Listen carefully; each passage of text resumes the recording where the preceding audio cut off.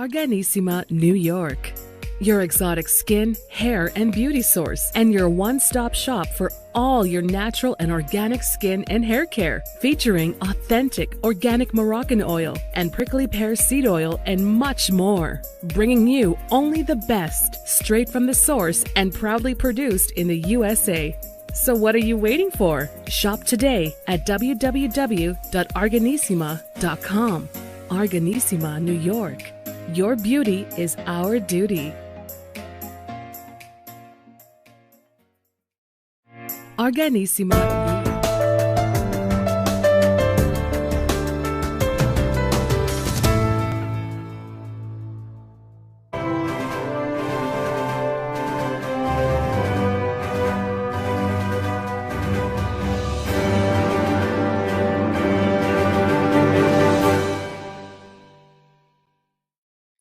Well, welcome back to the iHealth channel, iHealth Radio, new show, new guest, new day.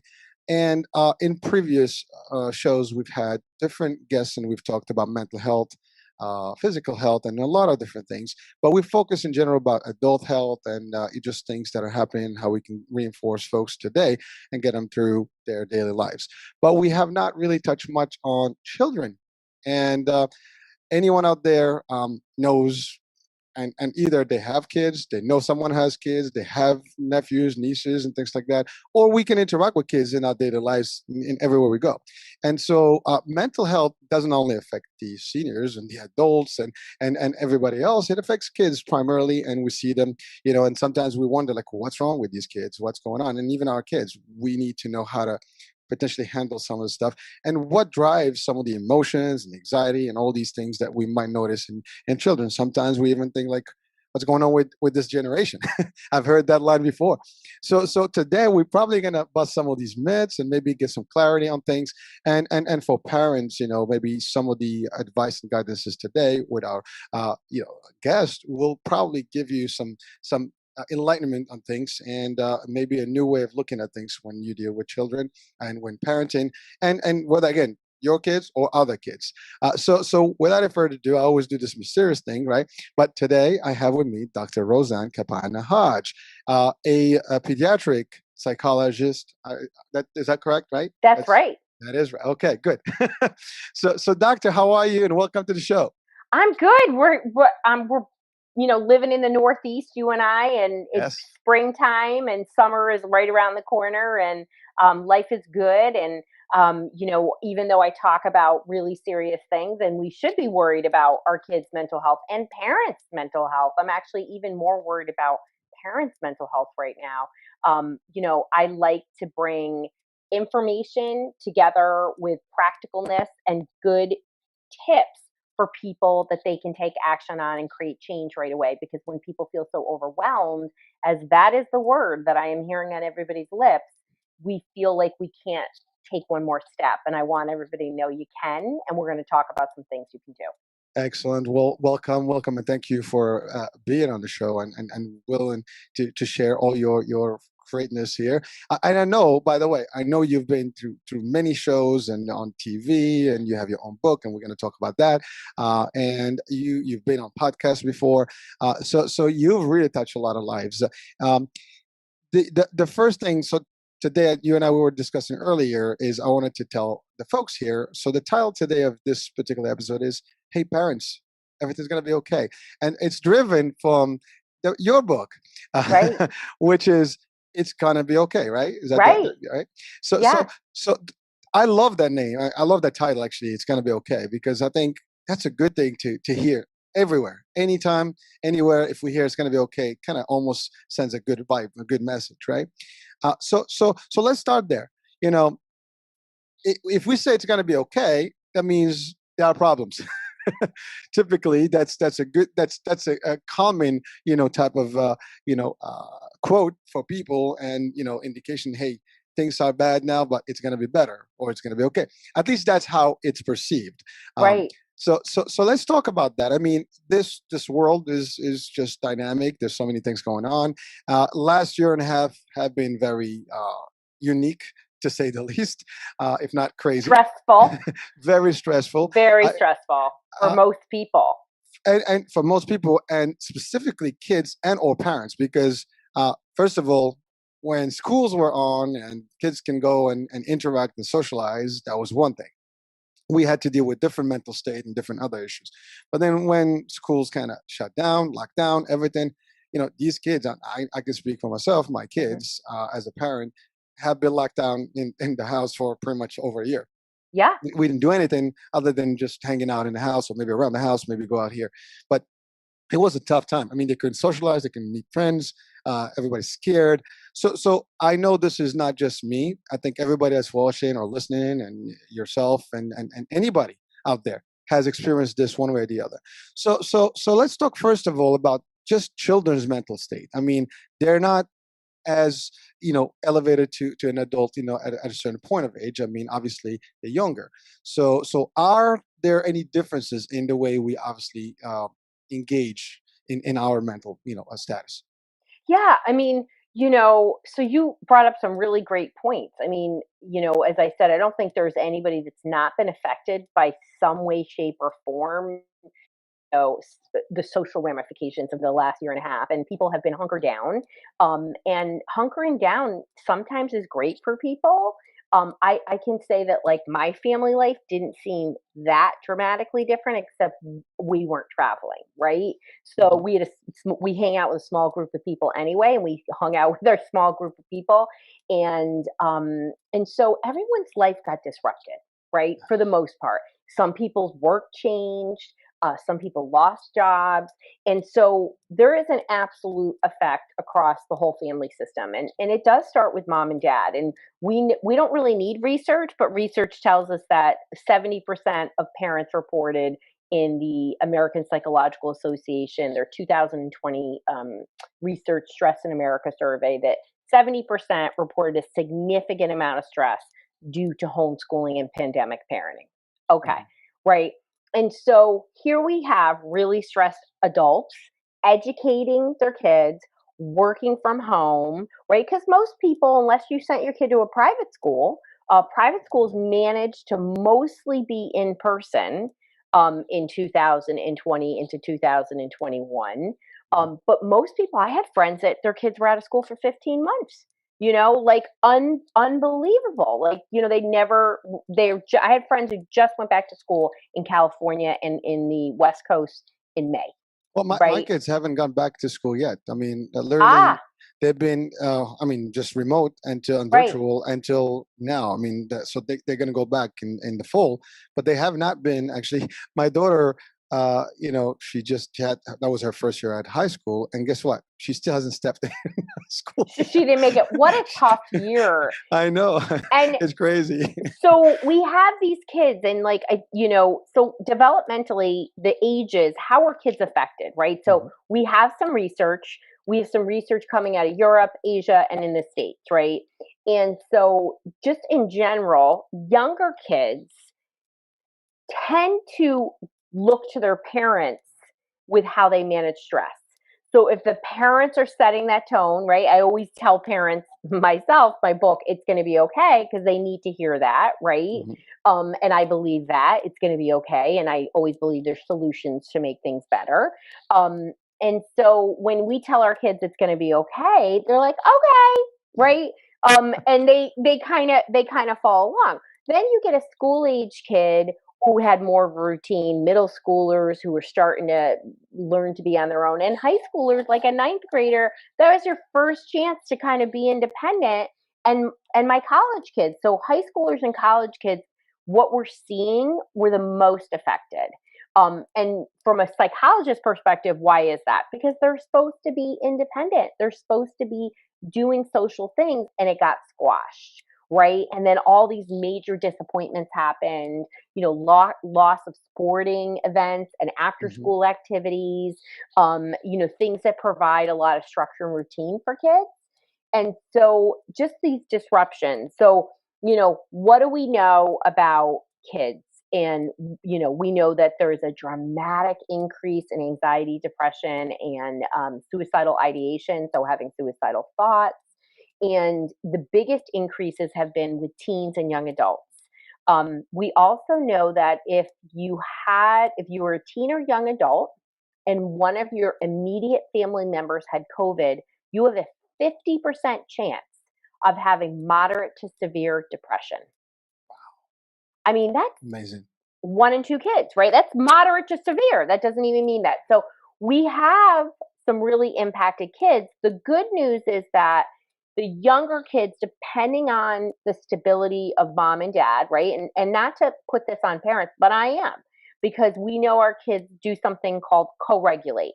So when we have our stuff together, our kids regulate based on our mood, right? So when we are, got our A game on as a parent, we're slaying stress. We're saying, hey, okay, this is stressful, but this is how I'm coping with it.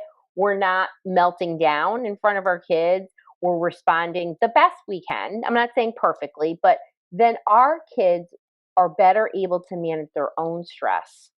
And this co-regulation, it affects all kids across all ages, but certainly our younger kids, when they are learning how to manage their stress, they're really watching mom and dad. And then, I'm a mom of a teenager, and teenagers, my gosh, you look at them the wrong way, they're going to bite your head off. So I know. I have 2 of them. right. So I like to think I'm super funny. So we do, my husband and I, we do a lot of joking, and I find that to be the best diffuser of stress. It's pretty hard. I mean, they might tell you they hate you still, but when you crack a joke or something, it's just takes that stress level down. But teenagers are going through a lot of hormone changes, and they're tense anyway. But so there's definitely been an impact, and and then in terms of schools, our teachers have been hit hard. I mean, they're very traumatized by what happened. They were ill prepared. They had no training on how to do virtual teaching and how kids learn best. And it's so different from school to school, district to district in a state. It's very different how people are teaching, and there was no uniformity. So kids will be going back. Kids that did go back, they were excited. They didn't give a crap about wearing a mask. Their parents were getting up in arms. The kids didn't care. They just wanted to be around the other kids.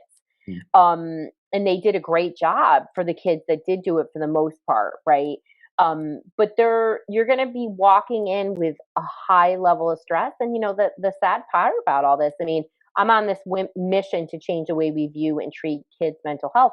And I do all this media, just like you do this podcast, to enlighten people and to give them tools, right? Yes. And I really do believe people just don't know how to create that change within themselves. And when they do, they're like, oh my gosh, this is incredible. Like, I can do this. I didn't know what means to do deep breathing and how it regulates my whole nervous system. Like, nobody ever explained that. And like, what does that mean? It means you can pay attention. It means that you're less cranky. It means you'll sleep better. There's all these benefits. And so we take one little thing and we bring it into our lives, we all of a sudden can have a massive ripple effect. And that's why I do what I do. But right before the pandemic in January of 2021, I started the Global Institute of Children's Mental Health because I already was so concerned. And so we're literally, building on, a straw foundation for our kids' mental health. And I think parents are so overwhelmed. Part of it because they're working from home, they're, like a sous chef, they're doing all kinds of, their teacher, who knew that, Mm-hmm. But they also are seeing how much their kids actually struggle, but not even related to the pandemic, just because there's some difficulties.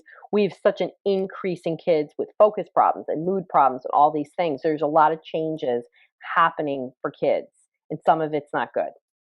Wow, I mean that's a lot of information, Doctor. Yeah, and thank you. I mean it's an eye opener for some stuff you just mentioned, and so just to take a moment, parents obviously are at the source of a lot of this stuff. I mean they can be a plus or minus in this case. I mean they can really they're a mirror that is being, where the kids are looking and taking whatever, they're almost mimicking, what these behaviors of parents would be. But I think there's another a component that maybe you can expand on if it's possible. Now, like I've experienced this with my own children. They're also reporting, and literally, as we have discussions, the anxiety and almost like being impacted with other friends who are going through things. 100%. So it's not so much, even though, like you say, we might have the A game here, but not everybody has the A game. And I think so it's a ripple effect. So the other folks now and their entourage, as virtual as they are, they still are feeding and they live. I can tell you, my kids have become, glued to their phones and their iPads and stuff throughout the pandemic because that's where friends were. As a matter of fact, this is funny. There's a new pattern with kids now, and I'm not sure if you experienced it or you heard it already, but they kind of sleep with the live feed. So actually, everybody, like, they keep talking, they crash, they wake up, everybody's still live. I discovered that. I'm like, what kind of life is that? But then I realized that's just how they're connecting, which is connecting, right? It is amazing, and I've seen that because they come, Dad, my parents, my friends, they're stressed, the anxiety, depression, and it's kind of like almost contagious, just as bad as the pandemic. Yeah. And maybe even more, because I mean, mentally, if that affects you, to your point, you mentioned suicide, you mentioned other things. Yeah. I mean, that is not something that we can take lightly, right? So is there any, I guess it's just the same factor. It depends on what family and how they handle it and so on and so forth. And then that just kind of affects that particular. Yeah. Well, I mean, I talked about co-regulation, right? So we regulate, our kids learn to regulate based on how we're regulating, right? So like if you come home and you're super tense, right? You're likely to create tension at home. And it's not to say, I don't want to make parents feel bad. Like I come home and I'm like, I had a really bad day. We do every now and then. And I'm like, what does that mean? And my kids will be like, it means that we shouldn't bug you. And I'm like, yes, exactly, right? Like I have these conversations literally like this with my kids. Like they get it, and they'll say something to me like, "I'm really tired today. Whatever. Can I like do this in the morning instead of that?" And I'm like, "Sure, you asked so appropriately, of course." Like I want them to realize that they have to figure things out. So, but people, you also co-regulate who's around you. Like if everybody thinks about like their job and that one toxic person at the job, right? And you're like, oh, and the meeting is completely different. It alters your behavior. You feel stressed around them. And like right before we got on this, I'm going to some place and we're all talking about renting a big house instead of going to a hotel. And I was like, great, great, great. And then all of a sudden they're like, oh, I already said I was going to share a room with this person. Well, that person, I see her on Zoom in our meetings. She's stressed out all the time. I'm like, I cannot be in a house with her because literally the stress drips off of her, right? And what you're talking about with these teens, not everybody's going to have their stuff together. We're already seeing a dramatic uptick in behaviors, violent behaviors, aggressive behaviors of adults, right? So we have to think about, I wish, my dream is that, we would be really proactive when we went back to school. It's not going to happen because school systems are never proactive. I've worked in them before. I've been a consultant. I still consult for schools. And, my dream is that we would do mindfulness and meditation 15 to 20 minutes every day in every classroom across America. And why does that matter, people? Because when you calm that nervous system down and you take it out of a hyper stress state, which when you're in a hyper stress state, it means that you're more reactive to things. You can't listen. Your attention's not going to be the same. Just a lot of negative things. But when we bring you down into this relaxed parasympathetic state, I always call it the hot tub state, because when you go in a hot tub, you go into that really relaxed state, right? Nice. Nice. And nobody can be cranky after a hot tub. You know what I'm saying? You can't, right? And even the word hot tub makes you think, oh yeah, that's like you just said, nice, right? So if we got our kids to regulate every day and we taught them to regulate their nervous system, we're going to see a lot less kids that are distressed. I mean, Colorado declared a mental health state of emergency with their youth last week, I believe. So, I mean, this is very, very serious. I mean, Las Vegas, Clark County brought their kids back during the fall of 2020 because they had over 3,000 reports of kids reporting suicidal ideation, and I believe there were actually 18 suicides. So they were like, we have to put the mental health before physical health. We have to bring kids back at least hybrid. And that's what they did, which, like, kudos to them, right? Because other districts were like, forget about it. But they're the fifth largest in the United States. And they realized we're going to not be able to handle this. Plus, we're losing our youth. So, yes, who your kids are hanging out with, right? That doesn't mean your kid shouldn't love up somebody who's depressed or struggling or any of those things. But it means invite the conversation, have conversation. Like, we've got to talk to our kids about mental health, and not like, oh, is Becky depressed? No, you don't, like, I see Becky is having a hard time. How do you support her? Is there anything, like, here are some ways that I do things. Like, have you thought about, like, having Becky come over for dinner, or like, why don't you guys take a virtual yoga class, whatever. I mean,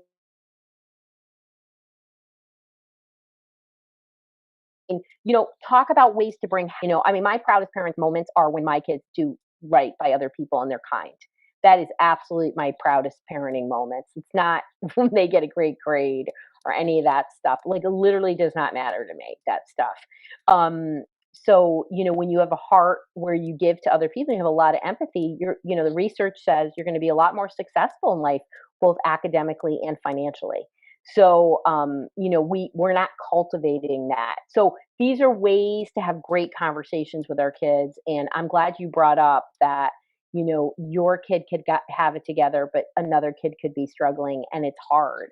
And, you also want to talk to your kid about setting boundaries.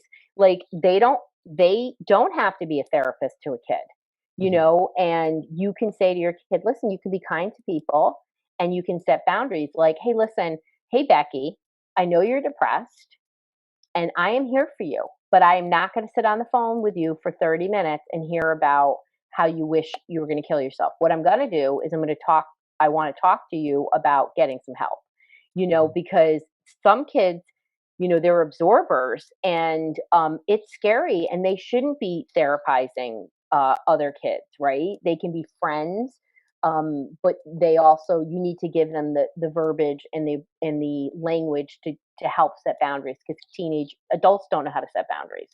And if we could give that to a kid now, it's like one of the best things that will ever happen to them in their lives, learning how to set boundaries.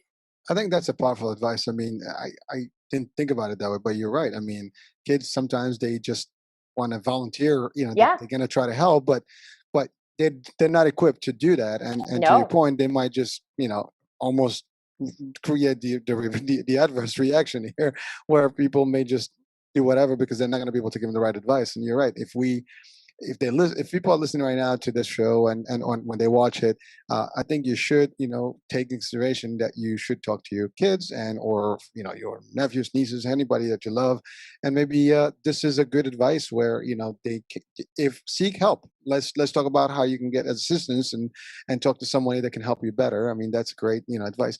But you did mention something interesting, which is what you mentioned earlier about your wish, where maybe meditation can be in school. That kind of, while you said that, something just clicked in my mind. I mean, we do have physical education in school. There's usually a dedicated hour or whatever. I forgot the time slot for it, but allocation for it. But at the end of the day, in like, again, I have a martial arts background, and part of the classes, you do take 5-10 minutes of meditation.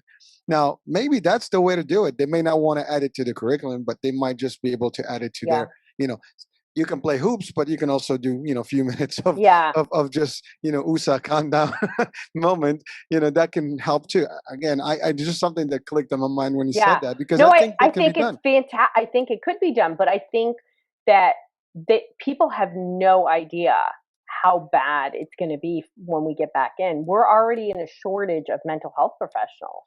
And these schools are going to be, losing teachers, and, 3 million women left the workforce in the pandemic. 3 million women in the United States, right? Because they had to take care of their kids, or didn't want to deal with what was going on.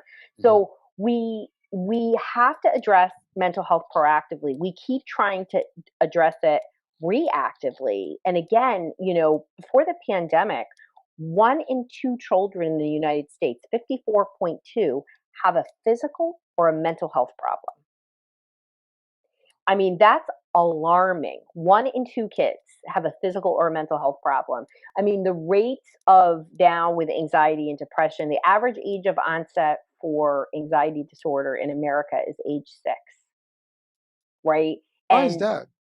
because people are so, I mean, this is my 30th year in mental health, and people have no coping skills.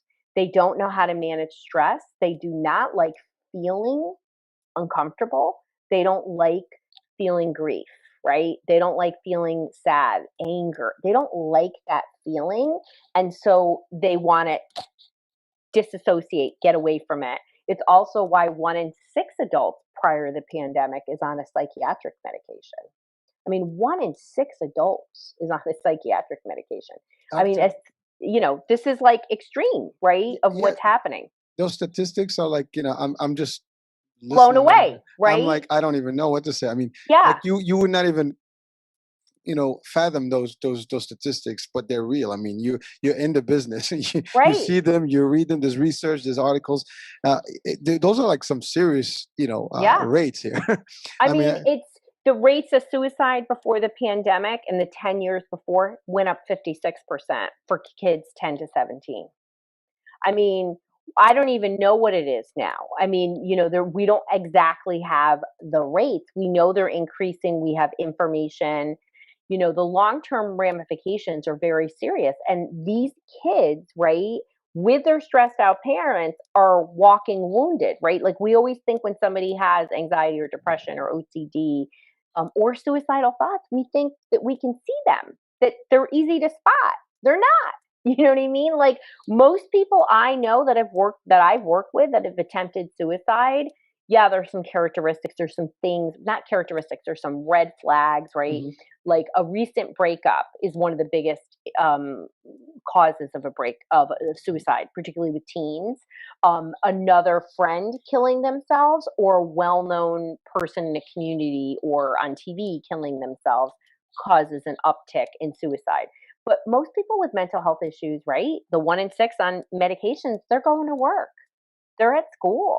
They're in relationships. Maybe not great, maybe fantastic. Sometimes, my most depressed or anxious kids are straight A students. I mean, honestly, the majority of kids I work with are good students, and they're struggling so hard with mental health for a lot of reasons.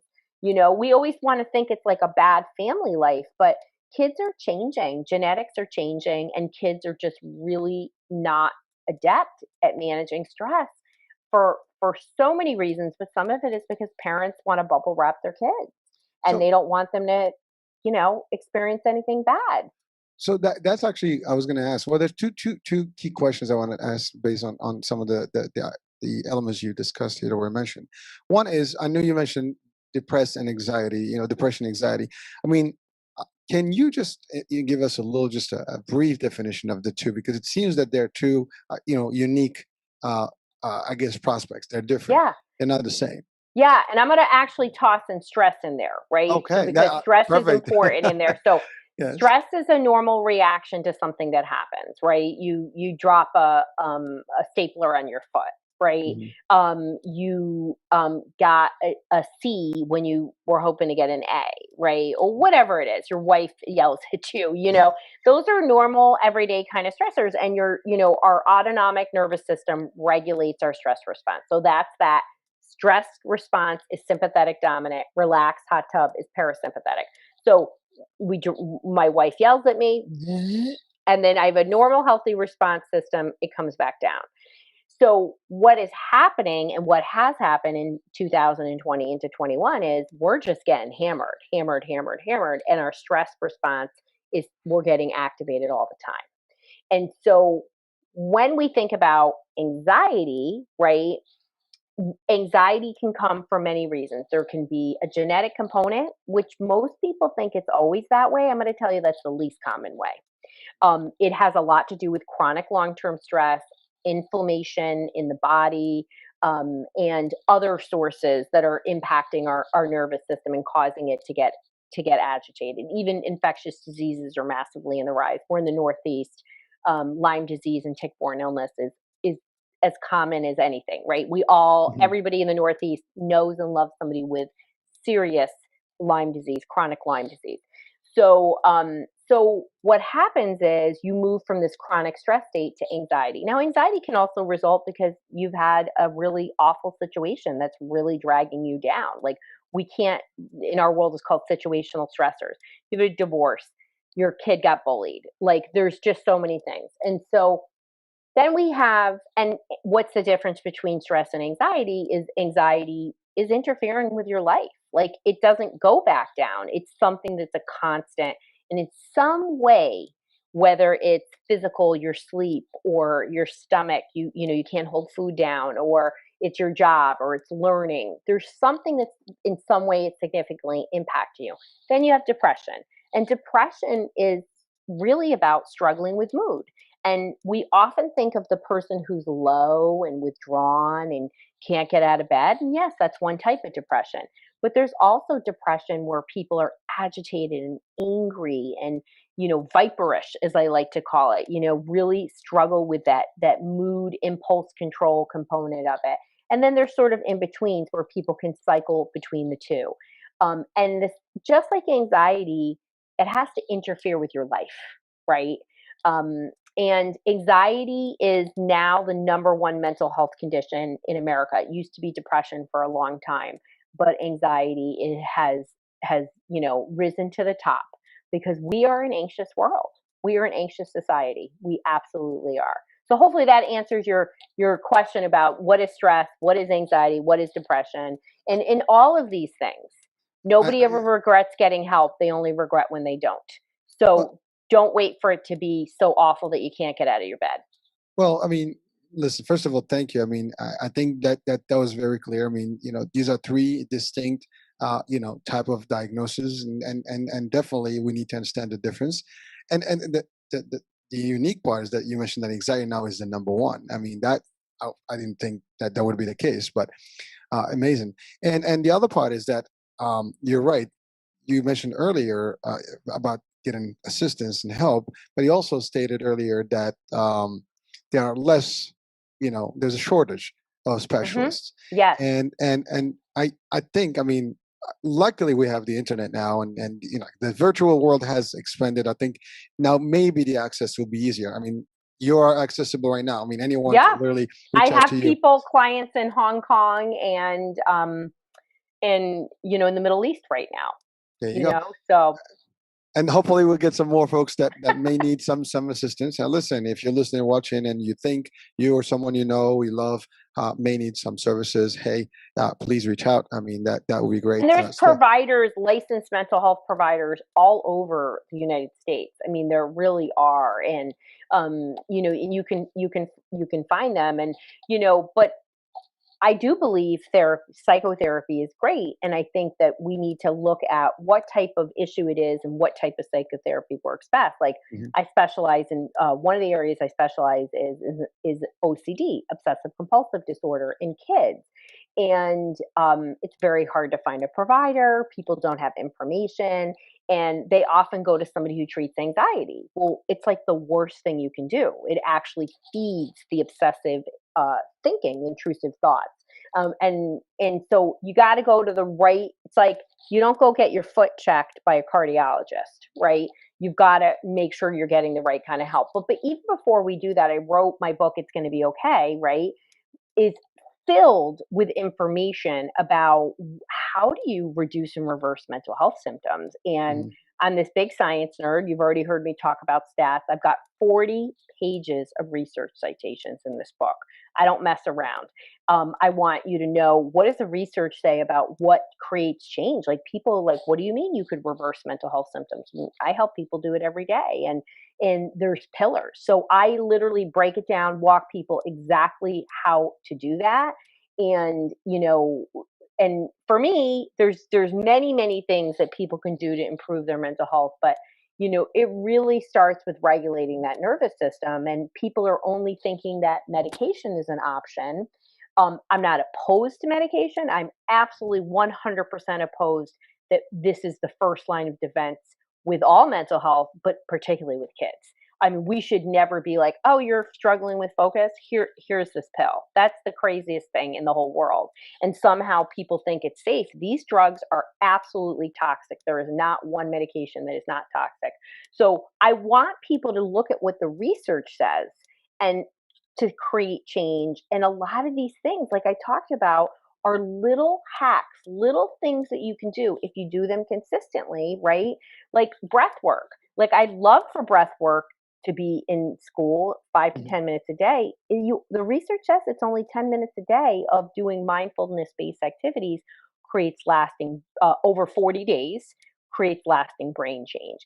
And our kids are going to be so stressed that even if your kid is that kid that's not, they're going to be around the other 50% minimum are going to be pretty jacked up, as I like to say, and it's going to have a negative impact. Energetically,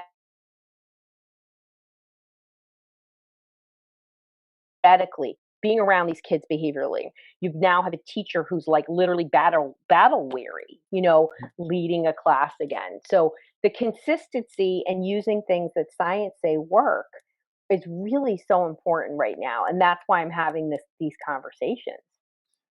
Doctor, I know you're a big advocate also for natural and like therapies types, and also you mentioned in the book your 4 steps, or like I don't know if that's the same as the reps protocol. Yeah, that is my reps protocol. Okay. Yeah.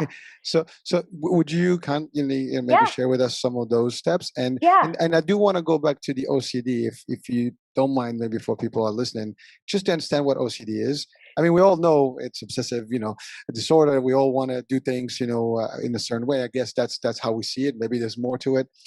Maybe those 2 items. So if you don't mind. Let's talk about OCD because we're right there before we jump into reps. Okay. So OCD, most people think of it as compulsions. They think of it as hand washing or checking or counting and organizing. And people, like, I'm so OCD. They see it as like a little bit of a, I'm a perfectionist, right?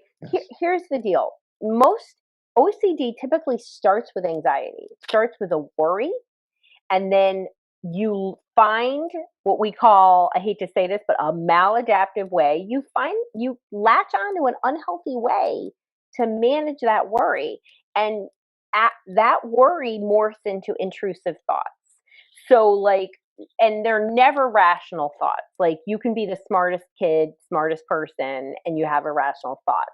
So for example, it could be a thought could come into your head, like, if I don't get an A on this test, I'm going to get pregnant.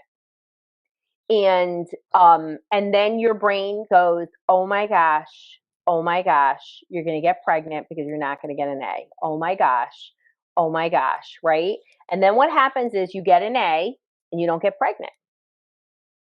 So that's what's called a negative reinforcement cycle. So the brain says, oh, you better keep thinking that. You better keep doing that because you didn't get pregnant. And that's just like a dramatic example, but that's the kind of rationalizing, and people can look really together on the surface. And in their head, this is what happens. Does everybody have, compulsions like hand watching or counting or touching or any of that? Not everybody does, but everybody has intrusive thoughts with OCD. What is different about a worried thought versus an obsessive thought? Well, it's an hour or more a day having obsessive thinking. That's when it flips to OCD.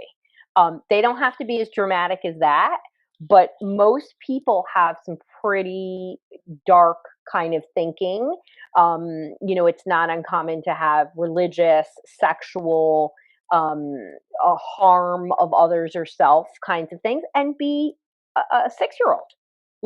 And so these thoughts just get stuck. And as you just watched me, the brain, the way it works, it just latches on and make that connection. Just totally irrational, but it made that connection. It reinforces it and makes it like literally like 100 times more likely that it's just going to keep happening. And that's what therapy does, is it teaches you to break that. You expose yourself to that. Like, you're going to get a B on the test. Watch what's going to happen. Oh, you got a B. Did you get pregnant? No, I didn't. Okay. Well, let's talk about it. How did you manage that? How did that feel? And you learn to do that. And the type of therapy that's utilized for OCD is called exposure and response prevention. So it's a combination of challenging the thoughts, the behaviors, and then exposing you to what happens when you don't do it. And it takes a really trained person. So I'm sure it's probably totally different what you thought OCD was. It is. I mean, you mentioned. I mean, for us, it's like I like to put things in place. I do things like I overreact on things, but this is beyond that. I mean, this is like really and it doesn't interfere with your life. It, I mean, you can be orderly and you can have a bit of a compulsiveness, but it's not interfering with your life, right? You know what I mean? So OCD is very tough to treat. It's highly, highly responsive. We use a combination of neurofeedback, which we do with people all over the world, and then this type of psychotherapy called exposure and response prevention. It's been like a game changer. I mean, when I see what happens to people, because the neurofeedback calms the nervous system down, and then the ERP gives the person the tools to cope and to turn that dialogue around and to shut down the obsessive thinking. We call it you stop feeding the barking dog, because every time you get the A and you're like, I didn't get pregnant, you actually feed the barking dog, and the dog's going to just bark more, right? So you have to learn and create this safe space. So it's something that haunts people, and people can really hide their OCD. Like, like Howie Mandel talks about he's got severe OCD, and he's a germ phobe. Yes. And it gets in the way of his life. Obviously, he has a certain kind of life, and he can cope with it differently than other people, because he can have people shop for him and do all these other things. Not everybody can do that. So, but he has been really gracious about talking about how debilitating it's been in his life. So that's one part of it. Well, that leads right into the coping piece, right? Yeah. And then your steps. I mean, I think those are the tools that you utilize, or at least you share with people as guides to help them. Parents or youth, I guess. Yeah. So I use something called the REPS protocol, and I don't just use it with kids and adults. I actually use it with companies, and I teach people these 4 simple steps to really squashing stress. And learning how to cope, right? And again, why do we want to cope? Because life is always going to be full of stressors, and you need to have resilience. You need that grit. Otherwise, everything is going to irritate you. So it doesn't mean you ignore things. It means you address it appropriately. You take the time and you address it. So my REPS protocol, I'll say what it is, and then we'll go into it. R is for respirate or breathe. E is for envision, which is visualizing. P is for positivity, and S is for stress management. And so for me, everything starts with breath, and you've got to get your breath regulated so that your nervous system isn't reacting to everything, because once your nervous system is hijacked, so is your thinking. You're not a good employee. You're not panic a good mode. Right. You're in a panic mode. You're in fight, flight, or freeze when you're super activated. And everyone is talking about brain fog and low motivation. It's because of stress, people. And so when we breathe, there's all types of great breath. You are a martial arts person, so you probably have a specific type of breath. And there's no bad breath. It just needs to be a belly breath. So I like a breath called the 4-7-8. So you go in for 4 through the nose, you fill up your belly like a balloon, you hold for 7, and then you go out for 8, and you do that 3 times in a row, minimum 3 times a day. And you're literally teaching your nervous system to just relax. And when you do, it's like when you wake up in the middle of the night and your brain is racing. I mean, that's what happens to me, right? Because I have lots of ideas percolating. I'm like, don't do anything, breathe. Well, it's funny because we do tell, I mean, it's a joke. We say, hey, take a deep breath. Yes. I mean, it's Yeah. amazing how that is a It's practice that true. we say all the time, but we Yeah. don't pay mind to it. And it's really the quickest way that you can hack into your nervous system and get it to calm down. It really is the quickest physiological way to do that. I mean, it's that powerful. So then, what do successful people do, right? They visualize, they talk positive to themselves. There isn't an athlete in the world that doesn't use visualization with positive talk. So that's that. E is for envisioning and P is for positivity. When we feel stressed, when we're having a hard time, or maybe you've been raised with some really negative people, we have a propensity to catastrophize. We have a propensity to say, I'm not going to get a B on that test. Like they're never going to pick me for that job, and we have to take lessons from our leaders, from our athletes. They don't go up to bat or, toss the ball and say, I'm never making I'm never making this ball. Like it's never getting in the net. It's just not happening. They're like, I'm getting in this net and I'm going to get in the net like 3 times tonight. So you have to, your brain will believe anything you tell it, anything. I call it Okay. me, myself, and I relationship. Right? I know. Oh my God. It's so true. And so tell it good things, but also practice visualizing. So in a time when everybody's so stressed and really, really struggling, these are little steps, but you have to put them together and you have to do them. Right. And I often say, like, it's like that treadmill that you have in your bedroom. Are you using it as a clothing rack, or are you getting your tuchus on there? Right. And so it's the same thing with the reps. And the S is stress management. You've got to do these things and you've got to pick something and you've got to do it at least 10 minutes a day. So, everyone always thinks that you got to do 30 minutes or an hour. It's great. It's great if you can do that, right? When I get done with this, I'm going to go take a bath, right? So, but that 10 minutes is really that bar. And what can that be? It can be meditation, it can be yoga, it can be prayer, it can be positive affirmations, it could be biofeedback, it could be neurofeedback. There's a lot of other things. I dive into all these things in my book. It's going to be okay. But I want people to know that I love the reps protocol. Why I did it is they put it together because this is all free stuff. This is not, there's no barrier. There's no age barrier. There's no income barrier. It's you. You just need to actually do it. And, do it for 30 days and chart your stress levels on a scale of 0 to 10. Get a calendar or put it in your Google Calendar and write down, okay, 10 is my highest stress level, 0, I don't have any, and monitor it and chart it. And there's no way that if you do this for 30 days, you're not going to go down. You're going to improve.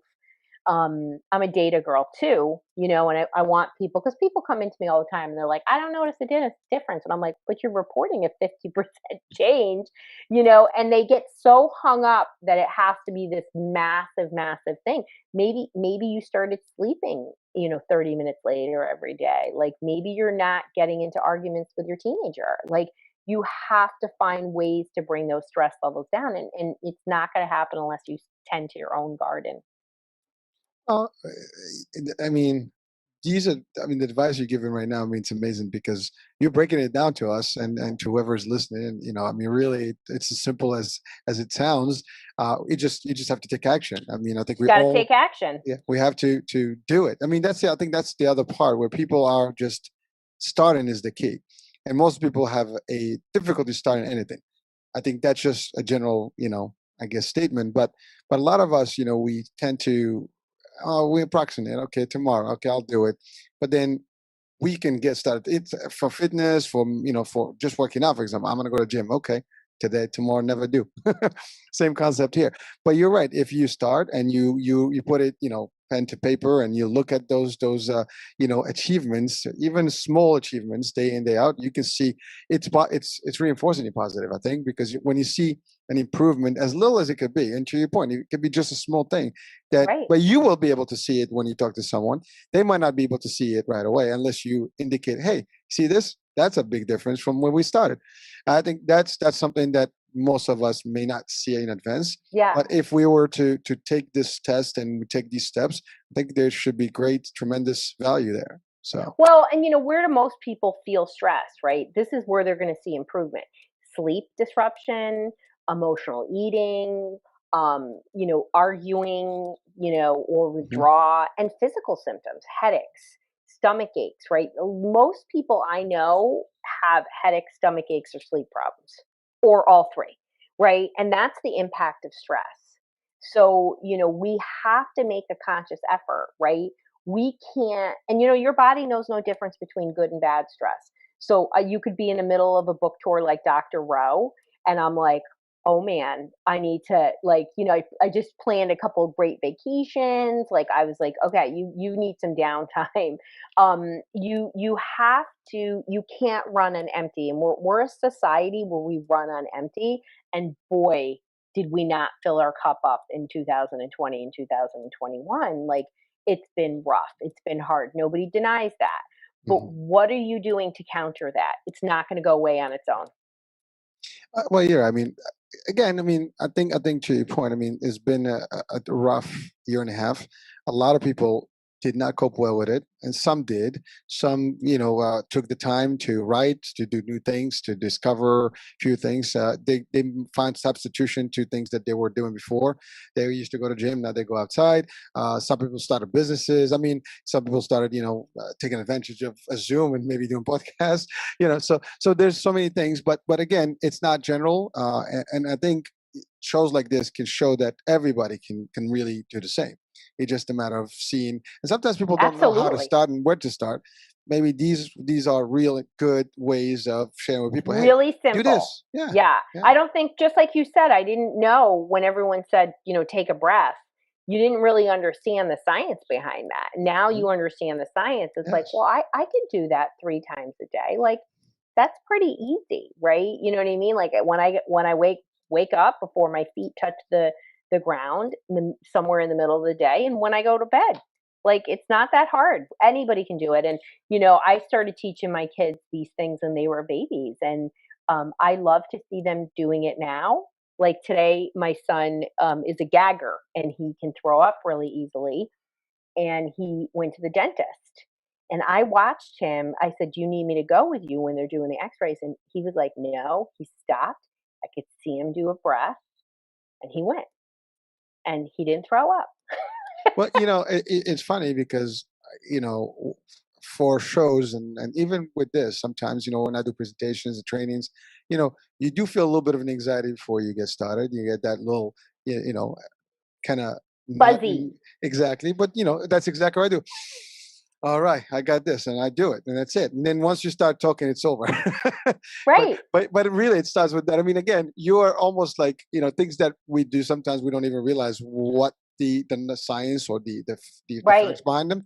But it's amazing. A lot of people may probably like, I do that stuff already, but but you have to be intentful about it. Right. So like you do that, but you have to bring into the conscious awareness, and you have to just incorporate it in your practice. Like, just like brushing your teeth, right? Like, we're all brushing our teeth because we don't want to have terrible breath, and we certainly don't want to have cavities. We need to add this as a protective component too. And maybe you're really struggling. Like, again, 1 in 6 people are on a psychiatric medication. Well, I want you to do 30 minutes a day of something. Like, you're going to have to step it up. You have clinical levels, and maybe that 30 minutes is 10 minutes 3 times a day, but it's in your power. You don't have to give your power away, and you should still see your therapist, but I want you to know there's more things you can do, and you are in charge of that. Instead of being overwhelmed by it, you should be excited. There's truly so much science behind these natural therapies, and we're just not having that dialogue about using them for many reasons, but this is why we are having it.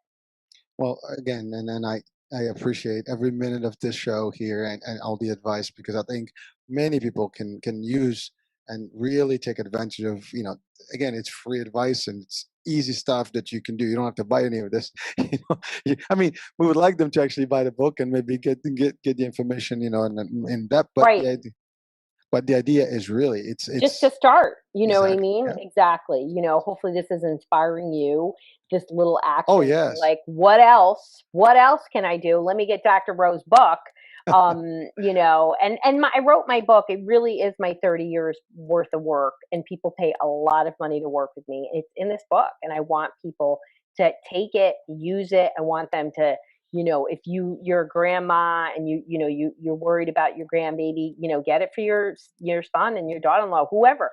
This Mhm. is a resource that should be shared for people because it's an eye opener, and it gives the power back to the patient and the person who's, whether it's a parent or yourself, it gives it back to you, and it gives you literally the secrets on how to unlock mental health. Well, definitely, and we will. By the way, I will have the description of the link to the book and all the information, so people can certainly seek it. And is it available online? They can download It's it. They on have to go. Amazon. You can go to Okay, itsgonnabeokay.com, or you can just go to Amazon and search "It's Gonna Be Okay." so it will be on the description. So folks, don't worry, you can have access to it quickly. But so doctor, I do want to go back to, and I know we have a few minutes left, but one of the items you mentioned earlier, where you mentioned about kids from the age of 6 and up, and seeing a high rated of all these stuff, anxieties and problems, right? But and you said it's probably because of what you mentioned, something about bubble, and bubble wrapping the kids when they're young. That's not something that existed before. And I personally, I mean, I do consider myself a little old school. I, I grew up in a world where it was different for us as children. I Yeah, mean, it was a little stricter. There's more punishment. I mean, I got a little. Every now and then I got a little. We're gonna keep it at that. If I wasn't right, right.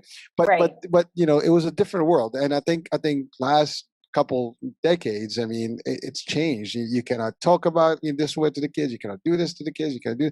And I think that may have changed the way it is. So people, and to your point, people are like getting, my kids, I don't want them to feel pain. They don't allow them to actually really to Fail. feel the real thing Yeah. and fail, exactly.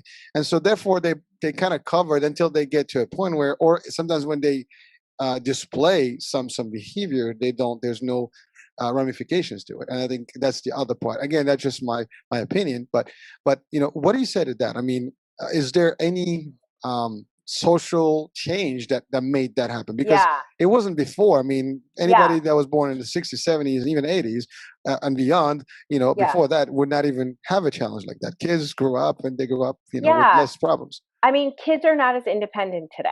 We think they are because they're getting these grades, right? Like, here's the big cultural shift that has happened, particularly in the last 15 years. People are using grades as a benchmark for mental health. So they're like, my kids got a straight A. There's no way they could be depressed or anxious or have suicidal thoughts. That Interesting. is blown out of the water in this last year. So that's part of it. But the other part of that is that we are not allowing our kids, they're not having unsupervised, social interactions. It's all structured play, and Mhm. the academics are pushed earlier. And so kids are not learning about cooperative free play. They're not learning how to work things out with other people.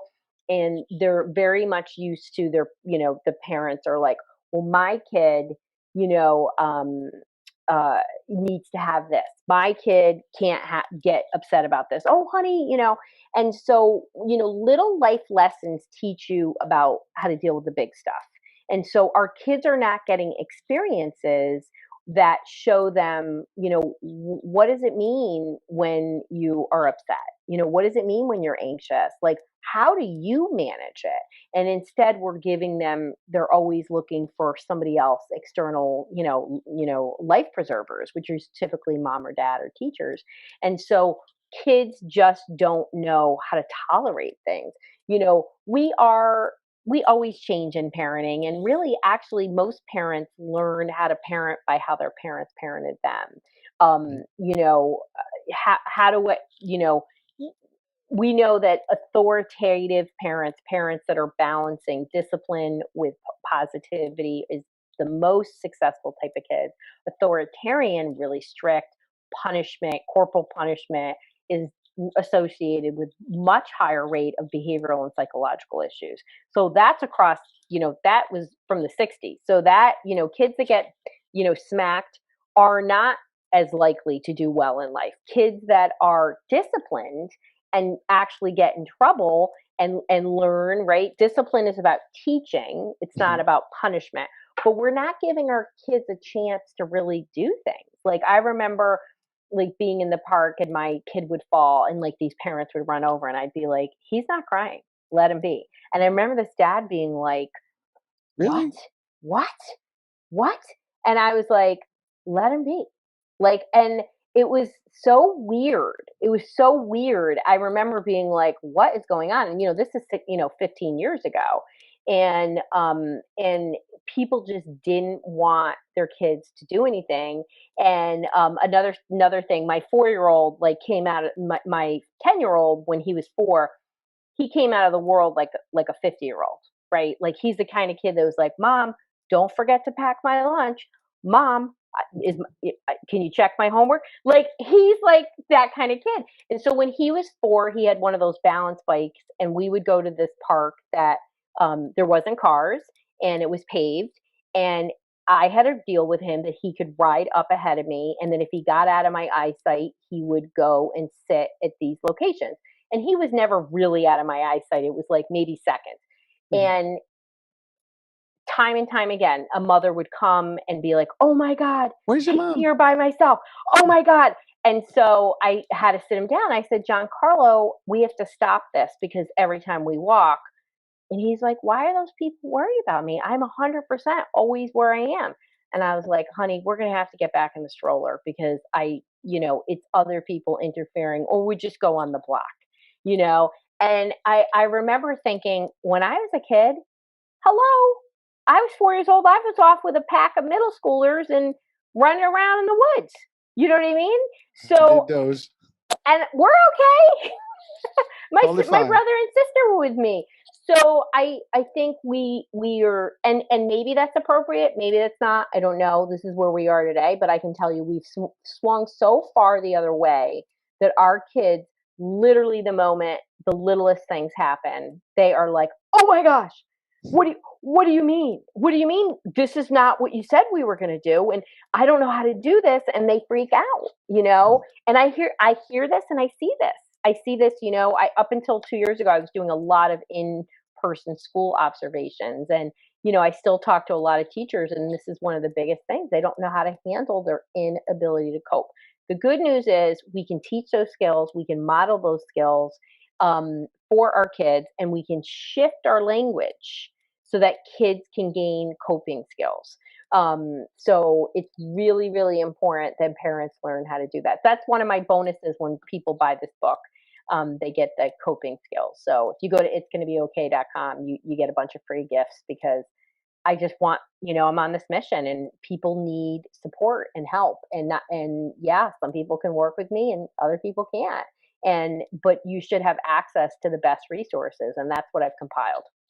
Well, doctor, I can tell you, I mean, I do want to ask a lot of questions, and I know we're coming up to the end of the show right now. So it's, first of all, this hour is so rich with valuable information, and I mean, really simple concepts that are effective, that have been used and utilized effectively in the real world by you, and with real cases. So you can't get better than something that's been already tested and tested and tested and successful in times. So listen, I mean, I don't want to keep you any longer on the call here, but I do want one thing from you, maybe just a piece of advice, that we can close the show with, to the folks listening and watching. What would that be? Just one. I would advice. say, if you feel overwhelmed or you're feeling stressed, everyone's feeling stressed. I don't even care if you're not feeling stressed. I do this every day for myself, regardless of what's going on.